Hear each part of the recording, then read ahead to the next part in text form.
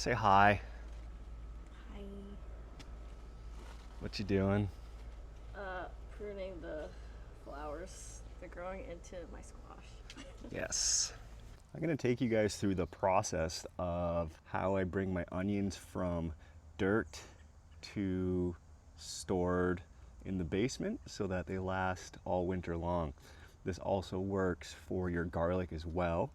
And it's a little bit of work, it's a little tedious, but it does allow your onion and garlic to last all winter and up until spring, which is really nice. You just go in the basement, pick what you need, and you don't have to go to the store and buy the crappy Chinese shit. Okay, I just moved into the shade a little bit because I'm half ginger and I've been in the sun for a little long. So once these are dried out, you just sort of want to peel off some of the stuff that's going to fall off anyways, but leave as much of the onion skin on that you can. So we're going to go through all these, just give it, so anything that's holding, just keep it on there. Take your little snips and get rid of the roots at the bottom. So very quick and easy, that one's done. Here's just a close-up of what I do quickly. Just grab this. Now, again, these are overly dry, so you might not have as much dead stuff falling off. That's kind of loose there, but I want to leave that so that it offers it that little extra protection for staying outside, staying dry, and the inside staying onion throughout the winter. Now, unfortunately, the onions did horrible this year. We've got a lot of really small, dinky ones because we had so much rain this year and a lot of overcast. Those could be the conditions where they just don't thrive, and you'd think rain's good, but I don't think too much rain is good. And same thing with our garlic. Onion garlic was really lackluster this year, but I don't know, it is what it is, I guess. Here's a perfect example of a good one that's gonna last throughout the winter, and we'll eat these ones last. So by having nothing exposed, here's the root. You don't want to cut that right down to the base. You want to leave a little nub, so no onions exposed all around. Nothing is exposed, so that will keep very well. Here's a bad one.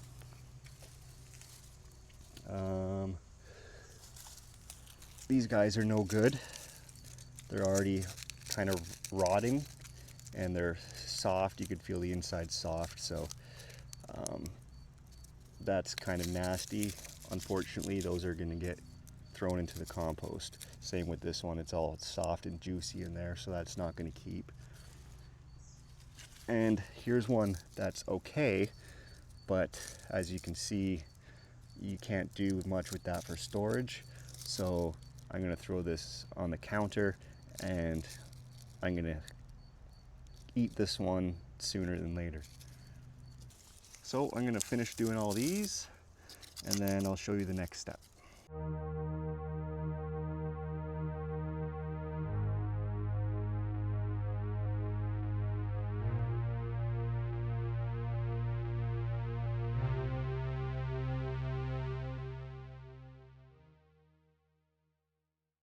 I'm going to do this first set in the garage just so you guys have a better idea of how to do this. Now, what we've done for the past 3 years is there's actually an old method of braiding them together. You take 3 and you braid the stems and you weave them through and you throw a piece of string in there and it keeps it nice. That takes a lot of time, and because these are so bone dry and spindly this year, I came up with my own method, and it's a lot quicker and less tedious. It doesn't look as pretty as the braids. It looks really nice, but It's quick, it's practical, and you know what? They just hang in the basement anyways, out of sight until you need them. So I'm going to show you the way I do it. You need some string. Any string will work. I use this sisal twine, and if you're going to get something, you want the one that's in this plastic housing, not just a roll of it, because what's nice about this is you can keep it on a peg and you just pull it right out from the middle. Holy sh! Okay, these are crap, by the way. Don't buy the cheap pegboard pegs. These were the cheapest ones I could get. The other thing that's really nice about this string and why I use this one is because it's a natural fiber, and when you're done with it and you have all you have left is your stems at the end of the year and all this string, because it's a natural fiber, you can just throw the whole shoot and match right in the compost and this will degrade. Okay, so now that you have your string and we have I've got some onions in here. The first thing you're going to do is take your string. I got a pretty good length here, but we can trim it up after, that's okay. What we're going to use is called a pressic knot, and what it's good for is latching on to something vertical, and it tightens as kind of gravity pulls it down. So because these are going to be hanging in a vertical method, this knot is going to wrap around them, and the weight of the onions is actually going to hold it in place. So I'll show you this just as an example. Imagine these are going to be your onions. Just find the center of your string and you have this loop. It's just folded in half, loose, and very easy. You just wrap it around and pull the tag end through that loop you've made, like that. And then you just do that 2 or 3 more times. Pull it through that loop again, and usually 2 times is enough, but on onions it's fine. And then pull that slack out, and now as you pull up vertically, it will tighten on itself, so that can just sort of hang there like that. Okay, here's our first set of onions, and what I like to do is sort of keep them in groups of quality and length and size. So these are all very similar to each other in terms of these ones are really nice and protected, and they have some decent length, and they're all a similar size. And I know that these ones are going to last the longest, so I'll take from this bundle later in the winter. Okay. So what we do is we kind of just straighten out these stems, and again the other method was to braid it, and you kind of take 3 like that and offset them, and then you braid them together, which is nice if the stems are not bone dry. It's really hard to do it this way. So what I do is I just sort of offset these like this. I'm just going to offset them. Okay, making sure all the stems are straight up. A couple more, like that, and then one more here. I don't like that guy there.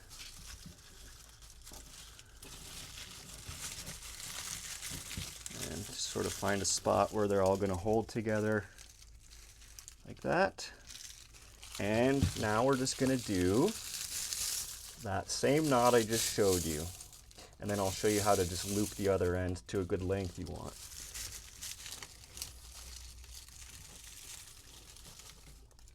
You sort of want them spaced so that they're not all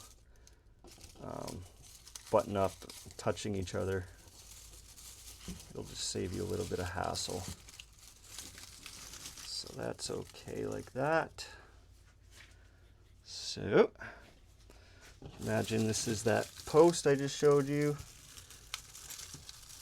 I'm gonna wrap that loop underneath, pull the tag end through that loop, and I'm just gonna do it one more time. Wrap that around again, pull that tag line through the loop, and just sort of loop it around. And now that's gonna hang and it's gonna compress all your onions. If you want, you can maybe clean up the excess up here, and you know what, that's not a bad idea. I'm just gonna give that a little haircut right at the top. Careful not to cut your string. And then this way you don't have so much dead shit laying on the ground in your basement. Okay, very pretty. That's nice.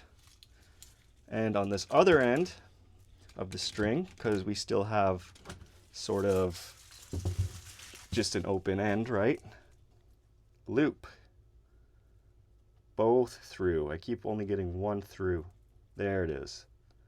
Okay, very simple. Well, maybe for you guys, not for me. Now, that's done. I'm gonna finish doing that with all the rest of my bundles, and then we'll go into the basement. We're down in the basement. There's all our onions all bunched up right now. So I used to have, there's this bar here I used to use, and I used to have all the, there's a garlic. I used to have all the garlic and onions hanging off that bar, but we've got a kid on the way and I had to move all my gym equipment there. So now we're gonna put this in our new spot, which is gonna be in this little storage area here. And the washing machine's running, but I'm not gonna turn that off because my wife's gonna be mad. And the reason I like this spot is it's kind of out of the way, and it's right above the dehumidifier, which is what you want. You don't want humidity in here, and this thing sort of just runs all year round and keeps it a certain humidity, and it'll keep this area and onions and garlic dried out. Mind the noise, it's a little annoying, I know, but